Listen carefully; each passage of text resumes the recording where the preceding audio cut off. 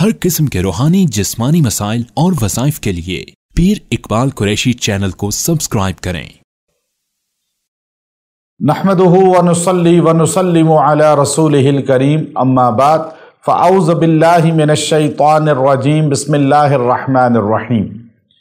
رمضان المبارک کی 14 تاریخ کو ایک ایسا بہترین آپ کو عمل قرآنی دوں گا جو آپ کے لیے سکون قلب کا باعث ہوگا کہ اس کے پڑھنے سے آپ کا دشمن جو ہے بے قرار ہو جائے گا، اور جو آپ کو تکلیف دینا چاہتا ہے، نقصان دینا چاہتا ہے، جو آپ کے بارے میں بہت ہی غلط سوچتا ہے اور آپ کو بہت زیادہ ڈاؤن کرنا چاہتا ہے، پست و ذلیل کرنا چاہتا ہے، آپ یہ پڑھ کے دعا کریں، چاہے اس کا نام لیں یا نہ لیں، آپ کو اس کا پتہ ہو یا نہ ہو، لیکن آپ جب یہ پڑھیں گے، آپ یہاں پڑھیں گے، وہ وہاں بے قرار رہے گا، بے قرار ہو جائے گا۔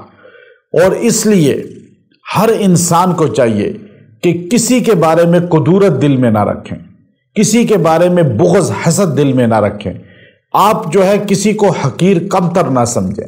یہ جو دشمنی ہے آج ہمارے معاشرے میں کہ آپ کسی کو سامنے غلط کھڑے ہو کر نہیں کہتے، آپ کسی کی مخالفت سامنے نہیں کرتے، سامنے اس کی تعریف کرتے ہیں اور پھر پیٹھ پیچھے اس کے لیے دلدل اور اس کے لیے گڑھے کھودتے ہیں۔ یاد رکھیں، یہ منافقت ہے، یہ اللہ کو بہت زیادہ ناپسند ہے۔ آپ بالکل جو ہے کھری بات کریں، کسی سے آپ کا تعلق نہیں چل سکتا تو صاف کہہ دیں، اور اس کے بارے میں آپ ٹینشن میں نہ رہیں، حسد نہ کریں، بغض نہ کریں۔ کیوں؟ یہ حسد بغض اس کے لیے نقصان دہ نہیں ہے جس کے لیے آپ کر رہے ہیں، بلکہ یہ آپ کو بیماریاں لگا رہا ہے۔ آپ خود ڈپریشن کے مریض ہو رہے ہیں، شوگر بڑھ رہی ہے آپ کی، اور آپ کا جسم لاغر ہو رہا ہے۔ یہ حسد بغض ایسا مرض ہے کہ جس کو یہ ہو جاتا ہے کسی کے سے حسد بغض کینہ، تو وہ بندہ اندر اندر کڑتا رہتا ہے، اندر اندر مریض بن جاتا ہے۔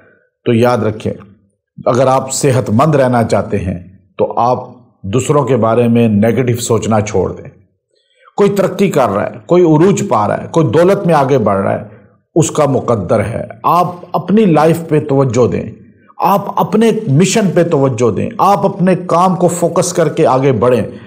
جو بندہ غیبت میں، حسد میں، کینہ میں پڑ جاتا ہے، میں بڑے دعوے سے کہتا ہوں وہ ترقی نہیں کرتا، نہ دین میں نہ دنیا میں۔ وہ ڈاؤن ہی رہتا ہے، چونکہ وہ اندر اندر کڑ کڑ کے کوئی کام کر ہی نہیں سکتا، وہ صرف لوگوں کی ٹو میں لگا رہتا ہے۔ تو اس لیے اگر آپ محنت کر رہے ہیں اور دین یا دنیا کے کام میں آگے بڑھ رہے ہیں، اور آپ دائیں بائیں نہیں دیکھ رہے کہ لوگ کیا کہتے ہیں میرے خلاف، پروپیگنڈا کیا کرتے ہیں، تو آپ کی کامیابی یہ ہے کہ تھوڑے عرصے میں آپ عروج پہ چلے جائیں گے، اور حاسدین ہمیشہ نیچے ہی رہیں گے، ڈاؤن ہی رہیں گے۔ اب آپ بے قرار کرنا چاہتے ہیں اپنے حاسدین کو، مخالفین کو، کینہ والوں کو، آپ کی غیبت کرنے والوں کو، آپ کے لیے دلدل بنانے والوں کو، تو آپ ان کو ٹوکنا، ان کے خلاف کوئی ایکشن لینا جس سے اللہ بھی ناراض ہو اور دنیا کا قانون بھی آپ کے خلاف ہو جائے، ایسا کوئی حرکت نہ کریں۔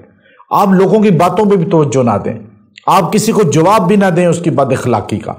آپ کا نہ جواب دینا اس کے لیے سب سے بڑی سزا ہے، اور آپ یہ عمل کریں۔ صرف 14 تاریخ کو ایک دن یہ عمل کر لیں، دن یا رات کسی لمحے کر لیں۔